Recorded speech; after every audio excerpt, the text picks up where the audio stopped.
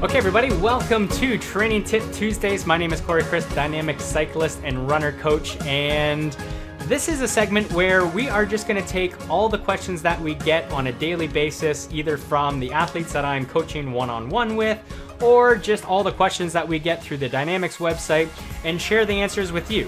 Figure, well, why answer all these on an individual basis when we can share them with the entire Dynamic community, and hopefully we can all learn together and apply these principles and concepts to our training so that we can train a lot more effectively and achieve those goals a lot quicker and a lot easier. So question number one is, I'm going to consider a little bit of a softball question, but it's really important because it's probably the biggest struggle that most adult athletes have, unless you're retired and have unlimited time, of course. But the question is, how do I fit in all the required training around my busy life and work schedule?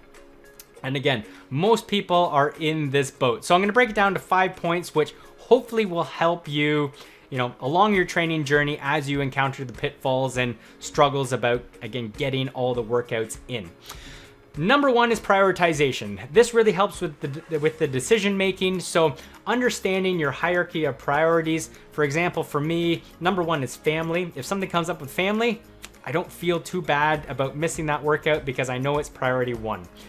I would love to make it, but again, I'm okay with it. Number two is work. Gotta pay the bills and put food on the table. So if something comes up with work, again, I don't feel too bad or beat myself up too much that I missed the workout because I know that is a higher priority. Next one, this one's debatable. Sometimes it's training, sometimes it's social time. And again, your priorities can change.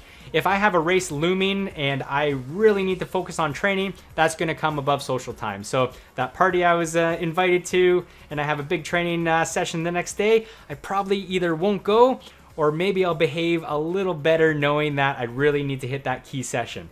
If it's an off season, well, maybe I want that social time that's a little more important than me. And then of course, everything else that fills your day, all those little niggly things that get in the way.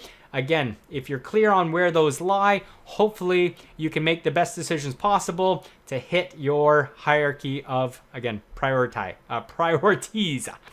There we go. Number two, jumping across here. Number two is organization. Training comes with a lot of time baggage. So that 1 hour ride probably is a 2 hour time commitment. By the time that you get all your gear ready, you change, you get your bottles, you stretch after, you maybe make a smoothie. So the more organized you can be to get out the door quicker, the better. So line out your stuff the night before, getting your bottles ready, maybe doing a pre-made smoothie or something like that. Anything you can do to speed up that whole process, again, especially if you have a busy work day or a busy family day, will really be key. Also, looking at your whole week in advance and mapping out when are you busy with family and work and when can you fit in your training will also go a long way.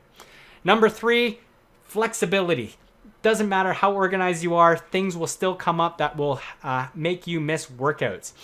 Being flexible to be able to move them around on different days, or even being okay with missing them if they're not important. This would be one of the areas where it's helpful to work with a coach. You can bounce those ideas off. Should I just miss it, or should I try to make it up, or should I do something different?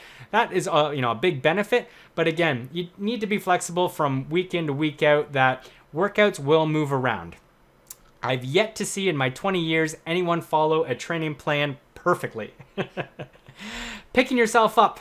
Pitfalls will happen. You will fall off the wagon or the horse. Hopefully not the bike. But anyway, this will happen to all your competitors. You will be better if you can get back quicker than them. So just trust, everyone falls off, everyone loses momentum. The quicker that you can get that back, the more successful that you're going to be.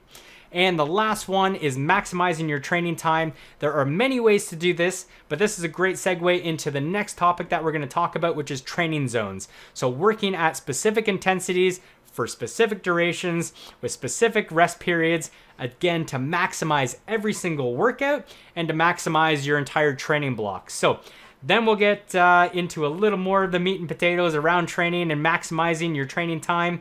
But hopefully, at least for today, those simple 5 points at least help you a little bit in your decision making and making peace sometimes with missing some of those workouts. It's not going to be the end of the world. It's more about the bigger picture than each individual workout. If you just keep doing the best you can, trust me, you're going to be successful in the end. So that's it for Training Tip Tuesday number 1. Until next time, where we talk about training zones, happy training. We'll see you next time.